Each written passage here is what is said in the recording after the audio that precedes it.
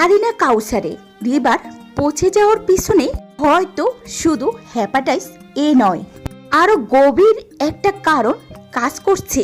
Fat storage genetics আর silent fatty liver, যেটা হয়তো আমাদের অনেকের শরীরে রয়েছে।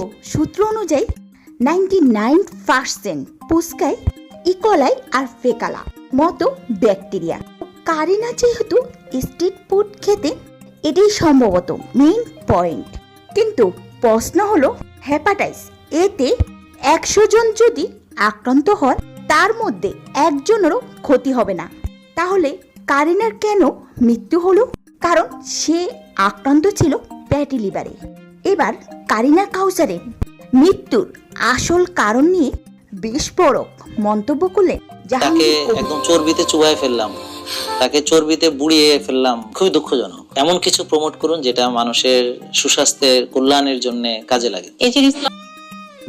কারিনার মৃত্যুর কারণ হিসাবে লিভারে ফ্যাটি বিষয়টি সামনে আসার পর এই নীরব ঘাতক বেদিনী জরুরি সতর্ক বার্তা দিয়েছেন আলোচিত চিকিৎসক ডক্টর জাহাঙ্গীর কবির।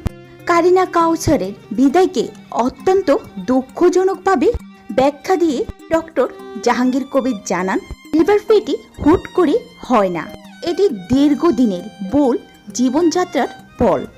তিনি মূলত 3টি বড় কারণে ভুলের কথা উল্লেখ করেছেন।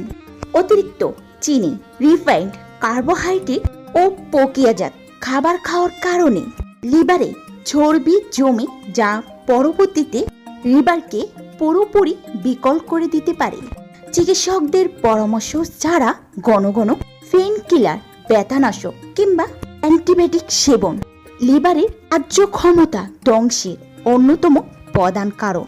জন্ডিস, অতিরিক্ত ক্লান্তি বা হজমের সমস্যাকে সাধারণভাবে অবহেলা করার কারণে রোগটি শেষ পর্যায়ে গিয়ে ধরা পড়ে।